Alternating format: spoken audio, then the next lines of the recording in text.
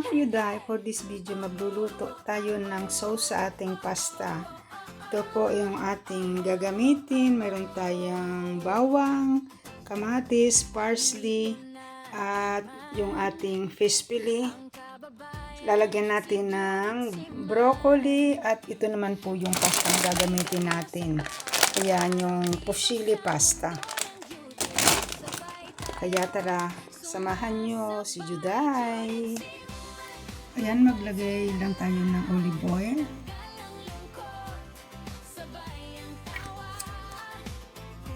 Ayan, huhulog natin ang ating bawang. Ayan. Ayan natin ang haluin hanggang pumula ng kaunti.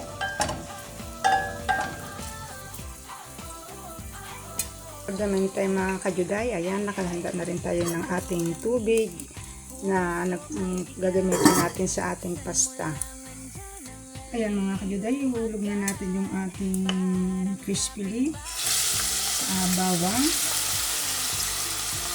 Ihulog natin.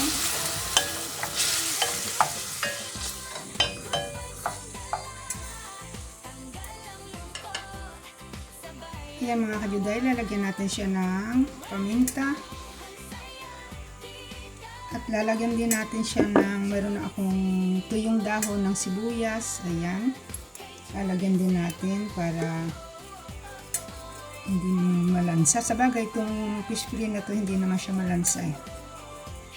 Dahil wala nga tayong white wine, so hindi natin malalagyan. Naubos lang tayo.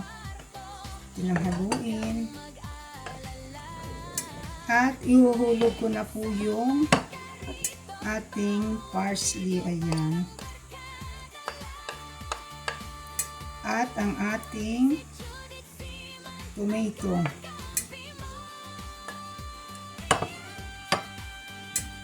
Ayan natin hahaluin.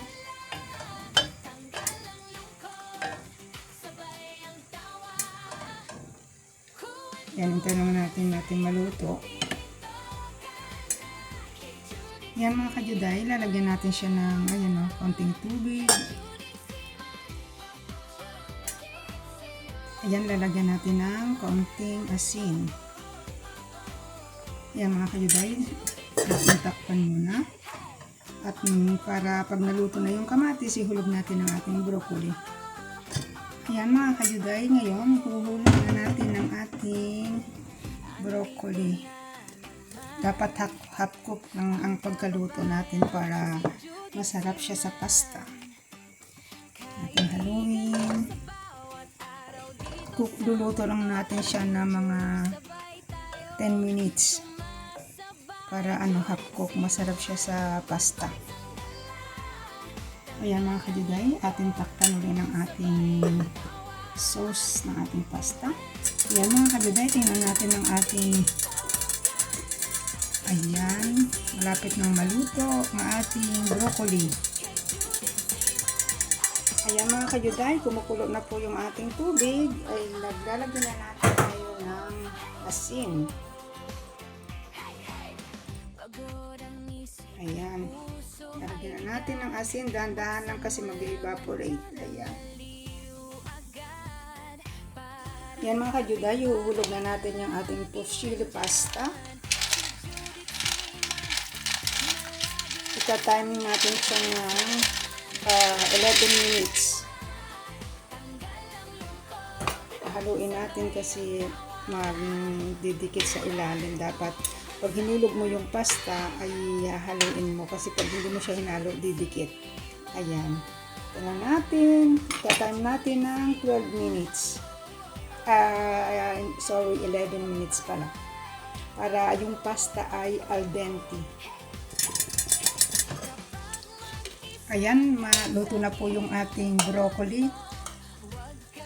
O, diba? Yun o.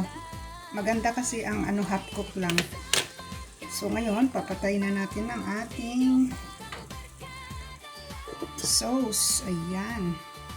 Ayan mga kajuday, ready na po yung ating pasta. Ihuhulog na natin ngayon yung ating sauce. Pagsamahin na natin sila. Ayan.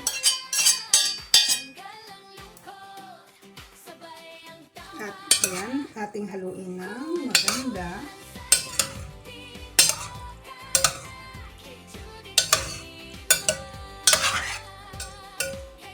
Para ma-absorb ng pasta yung ating sauce. Kaya ating i-mix mabuti. Ayan mga kajuday, ito na po yung ating fusilli pasta with broccoli and crispy lead. Ayan, thank you for watching and don't forget to subscribe my YouTube channel, Judith Simon Vlog. Maraming salamat po. Bye-bye. Ciao, ciao.